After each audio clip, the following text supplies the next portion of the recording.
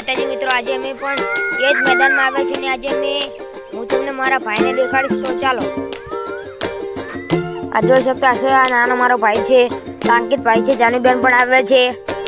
તો અમારા કૂતરા છે તે અમારી સાથે જ હોય છે હંમેશા.